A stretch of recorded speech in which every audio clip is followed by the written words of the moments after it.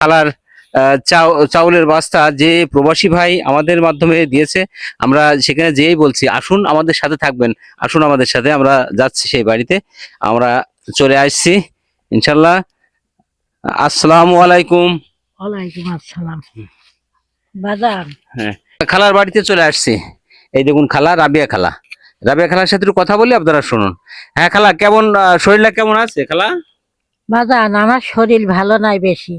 আমার এই যে মাথায় হাড় বেরিয়েছে, এই হাড়ের জন্য আমি হাঁটতেও পারছি না, বসতেও পারছি না। আমার খুব কষ্ট, এরম কষ্ট জীবনে করিনি। তা আমার আজ 2 বছর এই হয়েছে। আমি যদি একটু হাঁটছি তাহলে আমার বেশি হচ্ছে, বুঝেছেন? আমার আহা, তো এই কতদিন ধরে এই সমস্যাটা হচ্ছে? এই 2 বছর হয়েছে। 2 বছর হয়েছে মাজার জ্বালায় আমি আর হাইটে বেড়াতে পারছি না বাপ।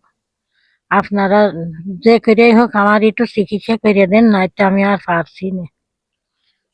দেখুন খালার যে এই বয়সে দেখুন আবার ফের রোগে আক্রান্ত হয়েছে।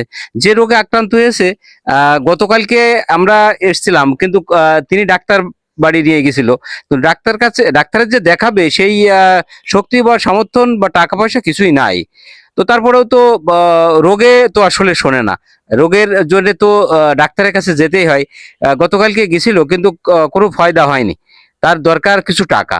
যদি টাকা হয় তাহলে দেখা যাচ্ছে চিকিৎসাটা হয়তো মেলে। তাছাড়া টাকা ছাড়া তো চিকিৎসা মেলে না। কারণ এই বয়সে মানুষ তো এমনিতেই বয়সের চাপে নুয়ে পড়ে। তো আরো সেই সাথে তার এই ব্যাধিতে আক্রান্ত হয়ে গেছে খালা। তো খালা, এই যে চাইল্ডটা, আমরা যে ভিডিওটা করছিলাম, হ্যাঁ এই ভিডিও দেখার পরে কাতার প্রবাসী আমাদের শুভাকাঙ্ক্ষী রশিদ ভাই, আব্দুর রশিদ ভাই, তোমার জন্য 1 বস্তা চাল দিয়েছে। কিন্তু তুমি খুশি না খালা? হ্যাঁ, খুশি আমি বাপ, খুশি। আমি খুশি আমার বাপ বাইসে থাকুক, আল্লাহ বাঁচিয়ে রাখুক, যাতে আমার রোগটা সে সারিয়ে দিতে পারে। আমি এইটাই চাচ্ছি বাপ। আলহামদুলিল্লাহ, আলহামদুলিল্লাহ। আমি মাজার জ্বালাই, আমি শুনে দেখেন এই আশপাশ সব রয়েছে মাজার জ্বালায়, আমি কত চিল্লে কান্দু যে আমার মাজায় এই বয়সে কি হইল, আমি কাজ করে খাতে পারি না। নাই আমি কাজ করতে পারি না বাপ, আমি সব কাজ করতে পারি, আর মাজার জন্য আমি পারছি না এখন। এই যে লাঠি দেখুন ভর এই এই যে লাঠি ভর দিয়ে খালা বেরিয়ে বেড়ায়, সে কিন্তু মাজার সমস্যাটা তার প্রকট হয়ে গেছে, যার কারণে সেই খুবই আকুতি করছে যে চিকিৎসা যদি একটু পায় তাহলে হয়তো এই বয়সে একটু সে একটু স্বস্তিতে চলতে পারে আর কি। তো আমরা আপনাদের কাছে, দেশ এবং প্রবাসে যারা আছেন, খালার জন্য আমরা আবারও আপনাদের কাছে করজোড়ে মিনতি করি যে খালার জন্য যেন একটু সাহায্য আপনারা অবশ্যই করবেন, যে সেজন্য একটু সুচিকিৎসাটা করতে পারে। আর আজকের দিনে যে কাতার প্রবাসী রশিদ ভাই, আমাদের শুভাকাঙ্ক্ষী, অত্যন্ত শুভাকাঙ্ক্ষী, যে রশিদ ভাইয়ের কথাটা না বললেই নয়। আসলে আমরা বলি মানবতার যে কাজ করছে এই সমস্ত এই রশিদ ভাইয়ের মতো মানুষরা, যিনি কাতারে থাকেন, কাতার থেকে দুটো পরিবারের প্রতি মাসে 1 বস্তা করে চাউল বরাদ্দ দিয়েছে আমাদের রশিদ ভাই। এবং এই খালার ভিডিওটি দেখেও সে কিন্তু 1 বস্তা চাল আমাদের মাধ্যমে, এই দেখুন আমরা আজকে খালাকে দিয়ে গেলাম। খালার ভিডিওটা মাত্র করছিলাম, এই যে কয়েকদিন আগে ভিডিওটা করছি।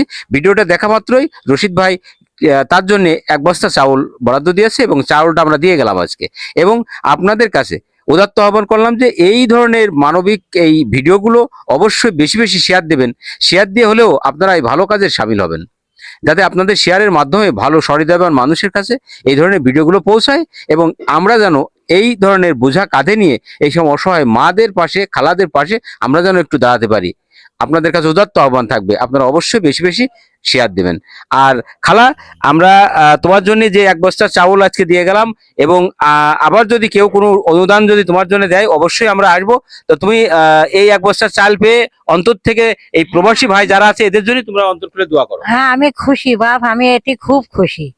খুশি হয়েছি যে আমার বাপ আমার জন্য চাল পাঠিয়েছে, আরো আমার কত জিনিসও দেবে সে। আল্লাহ তার বাঁচিয়ে রাখুক, সবাই সে থাকুক। আমি তার জন্য যদি ভালো হয়ে যায় তাহলে সেও আমার জন্য ভালো হবে, বুঝেছেন? আলহামদুলিল্লাহ, আলহামদুলিল্লাহ। আমি ভালো হলে সেও ভালো হবে, আল্লাহ তার ভালো রাখবে। আমাদের কি কষ্ট বাপ এই মাজার জ্বালায়। আমি এতটা শুয়ে রয়েছি, শুয়ে থেকে থেকে এখন মেয়েতে কত মজা ভাইরা আইয়াছে, তো আমি আবার উঠে আসলাম। তা আমার আব্বা ভালো দেখুন থাকুক। এই ছিল রাবিয়া খালার বাড়ি থেকে। সবাই ভালো থাকবেন। আসসালামু আলাইকুম।